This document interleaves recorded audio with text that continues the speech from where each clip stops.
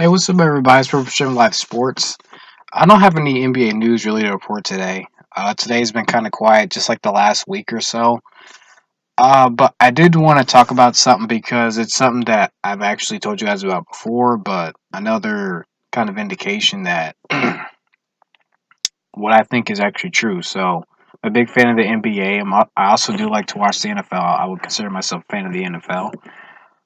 But I was watching a show today, and one thing that came up that actually surprised me was the franchise tag in the NFL.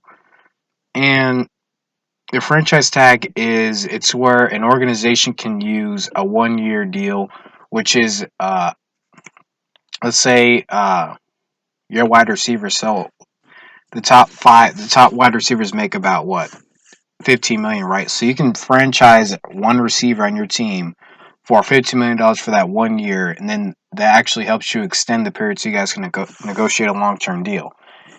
So either the receiver signs it, then you guys negotiate, or he doesn't sign it and you can still negotiate. But that 1 year deal is just basically like a longer period for you to negotiate into the summertime. You can't do it during the regular season, but you can do it before the regular season. So, and these guys were saying that the NFL compared to the NBA and MLB is losing. And here's why I agree. In the NBA, you have all these huge contracts because the NBA and the players in their last CBA deal, I believe the profits and shared revenue went up. I feel like it's like at 50%, like 50% for the owners and teams, and 50% for the players because the amount of contracts and the amount of money that these players sign is ridiculous. But the league and the players seem to be on a level thinking and playing field where they're making decisions together. They're all talking to each other. Everybody's in the same thinking space, right? But when you think about also for the MLB, because these players are signing $400 million contracts, Giancarlo Stanton signed a 13-year, $325 million contract. Bryce Harper signed a deal in that same range as well. So you have these players because the NFL, I mean, the MLB makes around, I think it's some $10 billion. It's somewhere in the billions as well. So does the NBA, and the NFL makes around like $13 billion. I heard this year is what they made. But the players in the ownership revenue is it's not even close. So that's where you're running into an issue with the players and the owners. And I think that's what's going to be huge in the next CBA dealings and how these players are going to look to negotiate because in the next NFL period where they can negotiate the collective bargaining agreement, which is the CBA, I heard there's going to probably be a long lockout period because the fact is these players are not well compensated for the dangers that they're put in at this job, and the fact that the contracts that they're signing are really not even on the level playing field that you see in the NBA, MLB. I mean, hockey. I think hockey is fair because the hockey season is it may be long and shorter, but I don't see the great big huge health concerns that you do in the NFL or maybe even the NBA to that concern in terms of hockey, but it just I come to thinking that why I think the NBA is probably so far ahead of its field, and even you could say that the MLB is second in line, is because they kind of the players and the ownership and even the league office they work together and they cohabitate and they seem to always be in a good talking place, especially the NBA in terms of the league commissioner Adam Silver going to a lot of engagements in terms of players putting things together. The commissioner is talking to players constantly. He's in constant communication. He's a very proactive commissioner. And what it seems like for Roger Goodell is that he's playing more to what the owners of the NFL want to do instead of kind of making sure that it's even balanced or even more geared towards the players, like 55 to 45% of the owners, because the players are what make the products. You know what I'm saying? And think about it. So if you have a mediocre players, you get mediocre product. You don't get mediocre product from the NFL. You're getting top level great product. You're getting that from the NBA, and you're seeing that with how these players are paid. How they you don't hear NFL players talk too greatly about the league. How I know some of them say that they're blessed to do this. They enjoy being here, but you see so many guys retire early even though they haven't made, probably as much as they wanted to make. But it seems to me that even though they have great opportunities outside the game, the risk isn't worth it because the money you're getting paid, and then you're seeing what these NBA players are getting paid. You're just like, why the hell am I even doing this? I mean, the compensation here is like less than really the means of what I should really be getting paid here. And all the injury concerns that I have, and these owners are kind of operating out of a. I've said this before, and I don't mean to say it, but out of kind of a slaver's mentality where you're lucky we're even paying you this because hey, and we're making billions, but you guys are pocketing sometimes at times even less than millions of dollars. So it's just kind of ridiculous how you see the players and then the owners. It's just like this. So yeah, but if I'm going to talk about the franchise tag, it's gotten so out of hand to me that I've seen because what you see a lot is that players want to negotiate long-term deals in terms of fairness.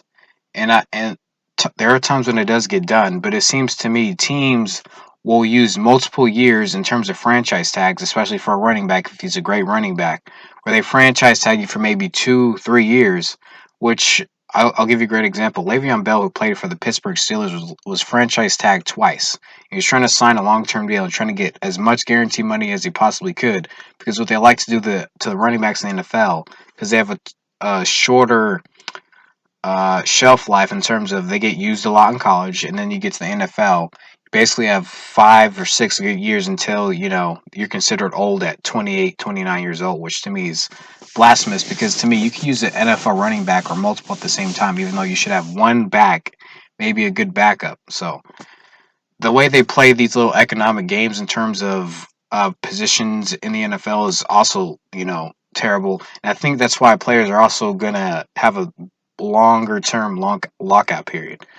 But back to the issue at hand, and then like I said, Le'Veon Bell, franchise tag for 2 years when he's had excellent production, one of the most productive running backs you could say in a short span in NFL history, and they're not even they're giving him. I saw he got a 5 year, $60 million offer, which you think is good, which that's averages about to I believe maybe 14, 15 million a year, somewhere in that range, 14, 15 million. But what NFL players really look for is guaranteed money because the guaranteed money is what you're ultimately going to get paid because after the guarantees run out after 2 to 3 years in that contract, then they can cut you and then the sorry about that. Ultimately, the NFL team can cut you and then they don't have any cap penalties or things of that nature, and then you don't have to get paid anymore after those 2 to 3 years is when the guarantee money goes away. So I think at one point it was 5 or 60 million, right? But the guarantee money was only 20 million of those dollars, and of course you get a roster bonus and things of that nature. The NFL salary is it's kind of weird, but when you think about it, that's a low ball offer. That means $40 million is what you're looking. The other 40 million you don't even know that you're going to get because, like I said, teams after 2 to 3 years can just dump you. So what they want to do is they want to use you with the franchise tag for a few years, and then once they deem you, older, things of that nature, maybe you're not good enough for the team, then they dump you. And if you're a running back, you turn 28, teams aren't going to want to really, really sign you for an extended period of time because your shelf life is all used up. Basically means all your production, you're older now, got a lot of wear and tear on your body. And Le'Veon Bell, he sat out last year because he wasn't. He said he wanted to reset the market. He wasn't going to get all this wear and tear on his body, all for you to not offer him another deal. Because with the Pittsburgh Steelers, probably what they did if he had a great year, probably franchise tag him again, or if he went a long term deal, they shortball him with a 4 year, $30 million deal, even though he's worth upwards to me a 5 year, maybe 60, 70 million, because he's a great player, and great players deserve their great the money that they earn. So if I'm gonna end this video on one thing, it's that I really what I like about the NBA is that when a player has earned their money, teams are always there to compensate that player. LeBron James being one of the highest paid players, he probably should be the highest paid because of what he's done over the years.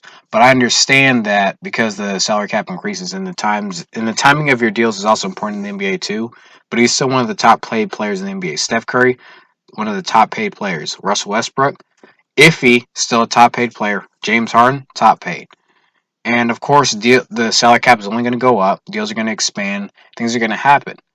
But at least the NBA and MLB too, even though they're if you know in the MLB your years are your average annual salary is actually just basically stays the same over the years. You're still earning your money, and you can get bought out and earn a lot of the money that you would still earn once you're bought out of your contract. But the NFL is just it's got to work on that because to me these players are the danger is crazy. Uh, and the owners and players, I'm not just going to put this all on the owners, even though to me a majority of it falls on them trying to make more profit than redistribute, which it sounds really cruel and evil, and it's just weird. But the players and owners have got to get on a level playing field. You know, at some point where you guys have just got to communicate. You got to communicate and you got to be straightforward with each other. Because to me, it, it's almost like a bad sibling rivalry where you two are just you live in the same house. But I don't give a damn who you are. I know you're my brother and stuff, but you're just my brother. You're not my brother. And it's almost like a bad marriage too, where you wait until the kids are old enough for you guys to get a divorce because you're just living there. You don't sleep in the same room. You don't eat at the same dinner table. You come home at different times at night, either from a job or you're hanging out with the boys drinking beers. That's what it looks like. So, but yeah, that's gonna do it for this video. It's Purple Gym Live Sports. Talking to you guys about uh, a little. It wasn't an article, but it was part of a show that I saw. Something that really made sense to me. Something that had an impact on me and how I think about the NFL and the NBA, MLB in terms of different sports is how they compensate their players. A player should be paid as due in the NFL. A lot of times he's not. Quarterbacks get paid a lot of money. Oftentimes, I think too much. Sometimes more than they're worth, and then it kind of hampers how a team building. So a player should be played, but I think teams want to sometimes build a team, and then quarterbacks take more than they're worth. Tom Brady loves to win, so I think you have quarterbacks who sometimes think more about I need to secure more, my family, after my time is done here, which I understand that completely because the NFL is completely kind of ridiculous with how they pay, but it is what it is. But that's gonna do it for this video. Thank you guys for listening to Purpose Driven Life Sports, and I will see you guys in my next video.